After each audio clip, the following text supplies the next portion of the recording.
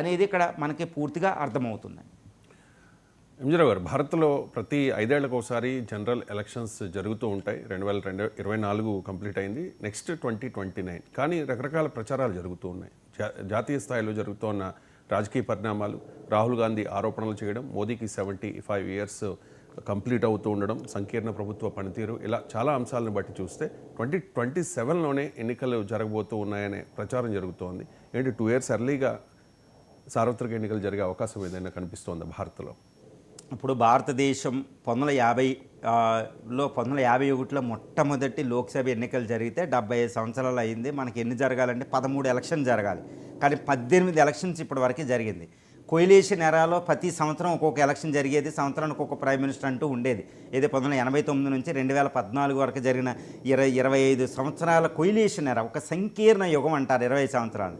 ప్రతి సంవత్సరం ఒక ప్రైమ్ మినిస్టర్ మారుతూ ఉండేవారు. ఎన్నో ఎలక్షన్, సంవత్సరానికి ఒక ఎలక్షన్ అన్నట్టు జరిగేది. ఇప్పుడు మనం సంకీర్ణ యుగం 2లో ఉన్నాం. 2024 లోక్సభ ఎన్నికలను ఏమంటారంటే ఫ్రాక్షన్ మ్యాండేట్ అంటారు.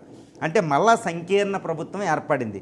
సంకీర్ణ ప్రభుత్వం కాబట్టి అది కూలిపోతే ఎలక్షన్ జరుగుతాయి. కానీ ప్రస్తుతం సంకీర్ణ ఎన్డీఏ ప్రభుత్వం కూలిపోయే అవకాశాలు లేవు.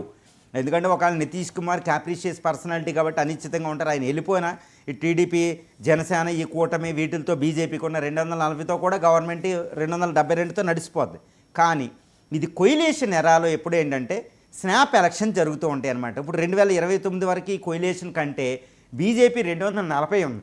అదేంటంటే పూర్తి మెజారిటీకి అలవాటు పడింది. మోడీ కూడా అలవాటు పడ్డారు 2 ఎలక్షన్లు, 2014, 2019లో. ఇప్పుడు 2024లో జరిగింది, 29లో జరిగింది. ముందే పెట్టే అవకాశం ఉంది. బీజేపీ ఎలక్షన్కి వెళ్ళిపోవచ్చు. ఎందుకంటే వచ్చే ఎలక్షన్కి డీలిమిటేషన్ జరుగుతుంది. ఇప్పుడు సెన్సస్ జరిగిద్ది, సెన్సస్ తర్వాత డీలిమిటేషన్ ప్రాసెస్, అసెంబ్లీలు, లోక్సభ ఎన్నికలు పెరుగుతాయి అన్నమాట. కంట్రీలో 545 నుంచి ఒక 150 దాకా పెరిగే అవకాశం ఉంది. ఇది పెరిగితే చాలా కష్టమైపోద్ది. దానికంటే ముందే ఎలక్షన్కి వెళ్ళే అవకాశం ఉంది. డీలిమిటేషన్ ప్రాసెస్, సెన్సస్ జరుగుతూనే ఉంటాయి. తర్వాత బీజేపీ పూర్తి మెజార్టీ రావాలి అంటే అది ముందే వెళ్ళే అవకాశం ఉంది. ఇప్పుడు prime minister Modi operation Sindoor చేసి పాకిస్తాన్ మీద 4 రోజుల యుద్ధంలో విజయం సాధించి విపరీతమైన ప్రజాదరణతో ఉన్నాడు. ఆయన ముందే ఎలక్షన్కి వెళ్ళి మళ్ళీ పూర్తి మెజార్టీ బీజేపీకి ఇచ్చి తను రిటైర్డ్ అవ్వచ్చు. ఎందుకంటే 75 సంవత్సరాలు నిండిపోతున్నాయి ఈ సెప్టెంబర్ నాటికి. కానీ వెంటనే ఆయన రిజైన్ చేసే అవకాశాలు మనకి ఎక్కడ కనపడ్డాలి. ఎందుకంటే ఆయనకున్న ప్రజాదరణ, ఇప్పుడు ప్రస్తుతం గ్లోబల్ ప్రాబ్లమ్స్ని ఇండియా చాలా కష్టాలను ఎదుర్కొంటుంది. ఏది టారిఫ్స్ అని, అవన్నీ, అక్కడ యుద్ధాలు, ఇదని. ఈ దౌత్య విధానంలో అద్భుతమైన మెజారిటీ, వరల్డ్ స్టేచర్ అయిన వరల్డ్ క్లాస్ లీడర్. కాబట్టి మోడీని వెంటనే మార్చే అవకాశాలు మనకు కనపడడంలే. కానీ 1 సంవత్సరంలో మళ్ళీ బీజేపీకి పూర్తి మెజారిటీ ఇచ్చి ఆయన రిటైర్డ్ అయ్యి బీజేపీని అద్భుతమైన రీతిలో తీసుకెళ్ళిన కీర్తి అయినా తీసుకోవచ్చు. ఆ విషయంగా ముందుకెళ్ళవచ్చు. 2, ఈ కొయిలేషన్ ఎలా అవుద్ది అనేది ముందు ఒక భయం ఉంటూ ఉంటుంది, అదొకటి చూసుకోవాలి. తర్వాత ఇప్పుడు అపోజిషన్ ఇండియా గ్రూప్ ఈ మధ్యన విడిపోయి ఉంది. అది మళ్ళీ 2029 దాకా టైం ఉంటే అది శక్తివంతం అవుతూ ఉంటుంది. కాబట్టి ఇప్పుడు వీక్ అయి ఉంది. ఇప్పుడు ఇండియా గ్రూప్ 99 సీట్లు కూడా ఇప్పటికిప్పుడు ఎలక్షన్ పెడితే ఇప్పుడు ఇండియా గ్రూప్ కలిసి ఉండదండి. ఇండియా గ్రూప్ అయిన సారథ్యంలో, ఇప్పుడు కాంగ్రెస్ సారథ్యంలో ఇండియా గ్రూపు ఈరోజు బయటికి వెళ్ళిపోయి అన్ని పార్టీలు విడిపోయి ఎక్కడికక్కడ విడిపోయి ఉంది. ఏది వెస్ట్ బెంగాల్ నుంచి అన్ని చోట్ల. కాబట్టి ఇప్పటికిప్పుడు సడన్గా ఎలక్షన్ వచ్చింది అనుకోండి, అపోజిషన్ బలాలను సేకరించుకోలేదు. కానీ అధికార పార్టీ కాస్త ఇప్పుడు ఈ యుద్ధాల వల్ల, వీటి వల్ల, ఆర్థిక వ్యవస్థ వల్ల కాస్త బలంగా ఉంది. కాబట్టి సడన్గా ఎలక్షన్ పెట్టారు అనుకోండి. ఇప్పుడు కాంగ్రెస్కి అంత ముందు వచ్చిన, ఇండియా గ్రూప్కి వచ్చిన 234 సీట్లు కూడా వచ్చే అవకాశం లేదు. కాంగ్రెస్కి 99 వచ్చిన.